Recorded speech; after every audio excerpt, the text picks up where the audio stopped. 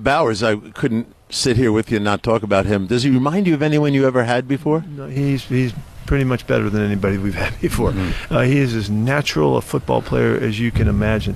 Everything that he does just comes so easy to him. He's so effortless, almost graceful. And he has a knack of, when you throw him the football, it looks like you threw the ball exactly to the right spot. He kind of moves to put the ball right where it's supposed to be. He's got amazing body control. He's really explosive. You see him take off and run. He runs just like a wide receiver out here. And you just can't not go to him. I can see what happened last year. He caught 100 and something balls, You just can't not go to the guy. He's just too good. And there's nothing he can't do. He can play outside. He can play inside. He can play it from the regular tight end positions. So we just keep learning and growing with him and feel very fortunate to have him. Well, you have another guy that makes things look real easy. His name's Bowers. Like, he makes getting open look easy.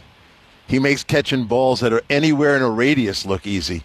I think one of the guys described him to us today as, not all the throws are perfect, but he makes them look perfect. Yeah. That guy, if you sat here and talked to him, you just wouldn't imagine that person who you're talking to in street clothes is the guy that goes out and dominates football games. I know. I mean, he walks by in the building and, you have people come and visit, and then you say, there goes the best tight end in the world right there. Yeah. He's 6'3", he's 235 pounds, but it's just he's just a person made to play football. I mean, the way he catches the ball in stride, his feet are in the ground, his instincts to get up the field. It's almost like he's just running a 100-yard dash and somebody throw him a football, and he just catches it and never breaks stride. And he's got an amazing feel for the game. But I think the thing that I admire the most since I've been here so far is the work ethic and the competitive spirit that he has. His every day, for a person that had the amount of success that he's had at Georgia and then as a rookie to be a first-team All-Pro, you would never know it from that standpoint either. When he walked away from us, Jim and I turned to each other and said, there's no way that guy's wearing the badge of 112 catches. Mm-hmm. It's 0 catches. Yeah. And he's going to go again. He's ready to go again. That's a reload guy. Yeah. Sometimes you have to talk him into being reload. He's old school. I have just an old school football player. I mean, this guy's just a football player when you sit down and talk to him, and just a tremendous player. I'm not giving anything away here, but we've already talked to Pete about it. I'd like to hear the rhythm of the motions. There's a lot of motion. There's a lot of stress on the defense to reset and everything else. And I notice how fast your motions can be. Some places are just blocking the backside, so they're slowing down. You guys, you have about 4 different speeds in your motion game. A little bit on that. Yeah, I think that's a big part of. That seems like a big part of the offense right now is working on that, and because we need enough time with the shot clock and everything going down. We're trying to work on like tempos, emotions, getting in and out of the huddle, and everything like that. Just all like those small things on the offense to try to be as crisp as we can. And I'd like to start with Thornton, the big rookie. Everyone wants a vertical threat. You had a guy named DK Metcalf. This guy's he's a big body guy who can fly. Yeah. In terms of like attributes, I would say he's very similar to DK. 6'5", 4'3" guy, a lot of straight line speed, really good ball skills. He's got a huge catch radius, and so he's a guy that I can throw the ball, away from his body, and he'll find a way to make a catch. He's still a young player, still developing, so we got to manage the expectations, and we got to make sure that we're building consistency with him, building his route tree, and giving him a little at a time so that he can just develop and get better at, one thing per day. That's what I tell him, like, just get better at one thing a day and you'll be fine. Our new coach was going to get back into it, just talking to him, man. He loves football. He loves coaching, loves being around the guys. And, he said, I'm going to give me a job somewhere. I didn't think I would be leaving Seattle. I thought I'd be there for the rest of my career, but it's kind of how things work out. And I'm super excited to be here, and, everything's been good so far.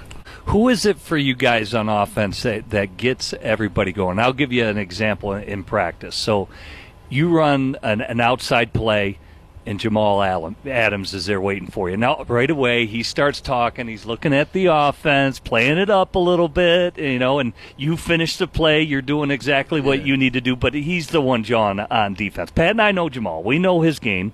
All right, now let's flip it over to the offensive side of the ball. When you guys get the best of them, who's the guy that really gets you guys going? As of lately, I would say probably Geno. Okay. Geno gets even laughing, so okay. Yeah. He talks a little smack. I like it, especially coming from the quarterback. I know, because he acts like he's not that kind of guy. Yeah. And then he is that kind of guy, and we know him. Now I hear that you're quiet. That's what the guys tell me when I ask, what your style as a person is, and they go, he's not one of those guys that's going to draw a lot. Maybe you do, but no one's catching it. A little bit on who you are on the field.